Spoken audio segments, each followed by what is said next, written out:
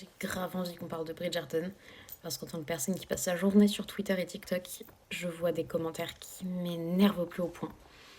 J'ai besoin de m'exprimer. Pour contexte, l'annonce de la saison 5 qui vient de sortir, on n'était pas sûr de si ça serait la saison de Héloïse ou celle de Francesca.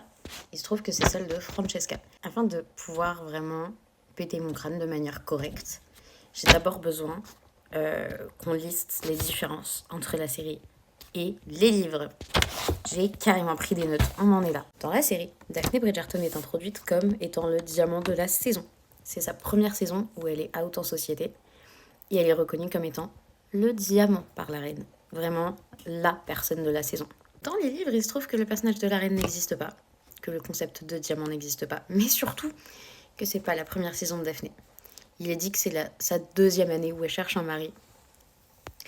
Et elle a eu quelques demandes en mariage, mais elle est majoritairement vue comme la bonne copine par les hommes.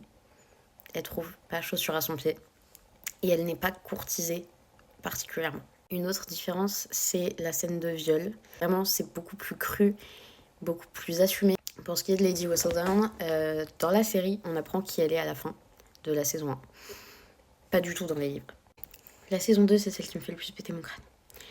Bon, déjà, Kate et Edwina ne viennent absolument pas d'Inde. Il n'est pas question d'Inde. Elles viennent de la campagne anglaise. Et c'est leur première saison out parce qu'elles n'ont pas d'argent. Et qu'elles ont mis toutes leurs économies pour que Edwina puisse trouver un mari cette saison-là à Londres. Voilà. Mais la vraie plus grosse différence, c'est qu'il n'y a pas de triangle amoureux. Alors, Anthony courtise Edwina, mais à aucun moment ça va plus loin que ça. Dans la série, ils sont sur le point de se marier, sur le point d'échanger leurs vœux, quand Edwina se rend compte de ce qu'il ressent. Dans le livre, pas du tout. Et d'ailleurs, dans le livre, ce qui fait que Kate et Anthony doivent se marier, c'est une autre scène qui a été changée, celle où elle est piquée par une abeille. Dans la série, elle est piquée, et il fait une crise d'angoisse, elle le rassure. Dans le livre, elle est piquée, et il fait une crise d'angoisse, il essaye de sucer le venin sur cette zone de son corps, à elle. Et ils sont repérés et ils doivent se marier. Cette saison a aussi introduit le personnage de Théo Lafraude Sharp. J'ai rien contre ce personnage de base. Par contre, ses fans m'énervent. En fait, ça se voit que ce personnage a été créé pour faire avancer le plot. Et c'est normal de créer des personnages pour faire avancer un plot. Maintenant, vouloir à tout prix que Héloïse finisse avec ce jeune homme, c'est ne pas aimer Héloïse et ne pas comprendre Héloïse. Il devait la faire avancer à ce très jeune âge qu'elle avait dans la saison 2. Maintenant, c'est pas ça qui lui est réservé dans l'avenir. La saison 3 et le tome 3 n'ont rien à voir, pour la simple et bonne raison qu'ils ont échangé les saisons pour Bénédicte et Colline. Donc en gros, le tome 3, c'est Bénédicte. Il est plutôt fidèle. Un des points sur lesquels c'est pas fidèle, il y a une ellipse de 2 ans au lieu de quelques mois après le bal masqué. Et quand il se revoit à la soirée de Philippe Cavender, je crois, c'est pas une autre jeune fille qui est agressée par Philippe, c'est Sophie. Bénédicte la défend et ne se fait pas blesser en la défendant. Mais il a une infection type bronchite. Et ce soir-là, l'infection empire. Et quand ils sont à Mon Cottage, elle s'occupe de son infection et de sa fièvre, pas du tout due à une blessure. À la fin du livre, Sophie est arrêtée par la police et est mise en prison. Et une fois en prison, Bénédicte et Violet la rejoignent. Et il y a déjà Araminta. Et il y a littéralement un affrontement physique avec elle. La série, elle a édulcoré de ouf cette scène. Ce que je trouve dommage parce que moi je voulais vraiment voir ça. Mais à la limite, ils ont super bien fait ça. Ils ont quand même respecté l'intégrité de beaucoup de choses. Mais c'est quand même une grosse différence. Pour le tome 4, donc Pénélope et Colline.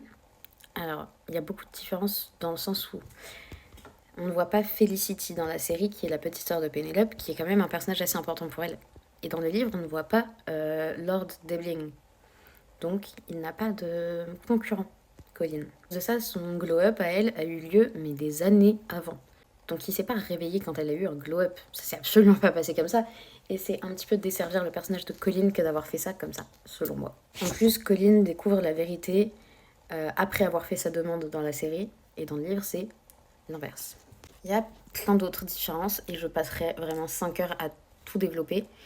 Mais globalement, c'est une série qui s'inspire des livres. C'est une adaptation libre des livres. Même pour ce qui est de l'histoire de Francesca et John, il y a beaucoup de différences. Francesca et John dans les livres, alors ils ont réussi à concevoir. Quand John meurt, Francesca s'aperçoit qu'elle est enceinte. Et elle l'est enceinte. Dans la série, c'est une fausse alerte. Dans les livres, c'est une fausse couche. Et moi, en fait, ça me fait doucement rire, on va dire, quand je vois des gens dire non mais ça y est, ils ont perdu le plot, là c'est bon, il y a des gays, j'arrête de regarder. Déjà, arrête de regarder. Par pitié, par pitié. Bridgerton n'a jamais été une série historiquement accurate, sinon ils seraient pas à danser sur du Billie Eilish au bal, avec leurs ongles en acrylique, avec leur cut crease. Ce n'est pas une série accurate. Mais à la limite, si on veut vraiment rentrer dans ce sujet-là, laissez-moi vous présenter Anne Lister et Anne Walker. Donc en réalité, je ne vais pas rentrer du tout dans les détails de leur histoire à ces deux jeunes femmes, mais il se trouve qu'en 1834, soit 10 ans après la plupart des événements dans Bridgerton, ces femmes se sont mariées. Donc, petite nuance, leur mariage est un mariage religieux. Il y a un prêtre qui a... J'imagine que c'est un prêtre. En vrai, j'y connais pas grand-chose. Mais il y a un prêtre qui a béni leur union. Il y a eu un échange de vœux. Ils ont reçu la communion pour leur mariage, ces deux jeunes femmes quand même. À l'époque, le mariage homosexuel était void ab initio. Donc pardon, je ne parle pas latin. Désolée. Ce qui veut dire non reçu. En gros, c'est pas que c'était illégal. Et c'est pas non plus qu'elles allaient avoir des problèmes. C'est juste que leur mariage n'existait pas aux yeux de la loi. Voilà, c'est tout. Maintenant, leur mariage existait aux yeux de l'Église. Et elles possédaient des terres, elles possédaient tout ça, elles vivaient ensemble, et c'était ok. Il y a aussi Arabella Hunt.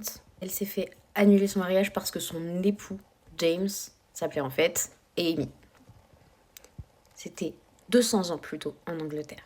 Et elle s'est juste fait annuler son mariage. Elle ne s'est pas fait envoyer en prison, etc. Donc en fait, tout en étant historically accurate, il se trouve que Francesca et Michaela peuvent avoir leur histoire d'amour et peuvent se marier aux yeux de l'Église. Lire les opinions des soi-disant fans de Bridgerton, ça me met hors de moi. Parce qu'en fait, il est très clair que pour beaucoup de ces personnes, si on voit une personne noire, elle doit souffrir de racisme. Si on voit une personne gay, elle doit se marier de façon hétéro, elle doit vivre de façon hétéro. Parce qu'en fait, pour eux, les noirs, les homosexuels, etc., n'ont pas le droit de vivre heureux et libérés de toutes ces souffrances-là. Je sais pas si vous voyez ce que je veux dire. Si pour vous, un personnage noir doit soit avoir son existence justifiée, soit souffrir de racisme toute sa vie et être rabaissé toute sa vie, mais c'est que vous êtes une putain de sous-merde. Excusez mon langage, pas vraiment en fait. Bridgerton a littéralement fait une saison qui s'appelle La Reine Charlotte, où ils expliquent pourquoi le racisme est un petit peu has-been au moment de Bridgerton. Ils ne devaient rien aux viewers, ils ne devaient pas une explication sur pourquoi les Noirs sont acceptés dans la société. Ils l'ont pourtant fait. Et là, le problème recommence parce qu'il y a des lesbiennes sur leur écran. Les personnes ont le droit de vivre. Vous regardez une série fictive. S'ils veulent rajouter une licorne, ils rajouteront une licorne. Ils ne doivent aucune explication. Donc, au début, quand Michael a été changé en Michaela, il y avait beaucoup de gens qui disaient « Mais en fait, moi, je voulais voir mon histoire d'infertilité et là, vous me l'enlevez. »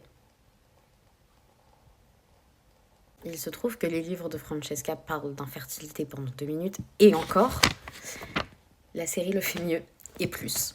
Dans le livre, Francesca tombe enceinte. Oui, elle fait une fausse couche, mais elle tombe enceinte. On se doute que ça fonctionne de son côté à elle, et que c'est peut-être John qui a un problème. Julia Quinn a elle-même oublié ce plot, elle l'a dit elle-même. Et en fait, la série, en faisant une fausse alerte plutôt qu'une fausse couche, et en la faisant croire qu'elle est enceinte alors qu'elle ne l'est pas, elle a élevé vraiment cette histoire au rang d'histoire d'infertilité. Les personnes gays peuvent aussi vivre de l'infertilité. Les personnes gays peuvent aussi souffrir du fait de ne pas avoir d'enfants et de descendance. C'était la meilleure histoire à adapter de façon queer, la meilleure. Et je veux pas entendre de « mais c'était Héloïse qui devait être gay si vous vouliez vraiment mettre des gays ». Non. Pourquoi Héloïse ? Parce qu'elle n'aime pas les codes sociaux, parce qu'elle n'aime pas la société en elle-même, et parce qu'elle n'aime pas le fait d'être vue comme inférieure aux hommes. À cause de ça, vous pensez qu'elle est lesbienne, mais c'est n'importe quoi. On peut être hétérosexuel et ne pas aimer être mise dans une case qui nous restreint toute notre vie. Elle ne peut pas faire les études qu'elle veut parce que c'est une femme. Ça ne veut pas dire qu'elle aime les autres femmes. Ça veut dire qu'elle veut être traitée comme l'égale des hommes. C'est tout. Mais en gros, pour résumer tout ce que j'ai essayé de vous dire, et je me suis sûrement emmêlée, premier point, les livres et la série sont deux entités distinctes. C'est aussi simple que ça. Si vous préférez un livre, restez sur ce livre. Personne ne vous en empêche. Vraiment. Deuxième point, les personnes homosexuelles et queer en règle générale existent.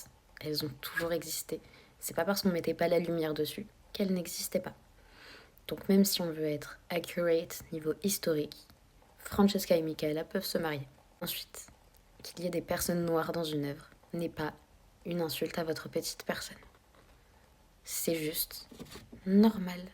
Personne ne doit de justification sur pourquoi il met une personne noire dans une œuvre. Enfin, ça me rend ouf, ça me rend profondément folle. Maintenant, si vous voulez des films ou des séries historically accurate, je vous fais une liste. Voilà.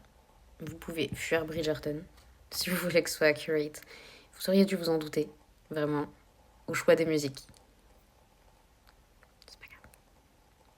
Après, je veux bien votre opinion en commentaire. En tout cas, renseignez-vous sur Anne Lister et Anne Walker. C'est super intéressant de se renseigner sur vraiment toutes ces lois-là. Parce que quand même, le Parlement anglais n'a pas voulu pénaliser le mariage lesbien. Parce que ça aurait fait de la pub au mariage lesbien selon eux et qu'ils voulaient pas que les gens soient au courant que ça existe. C'est hilarant. Allez voir.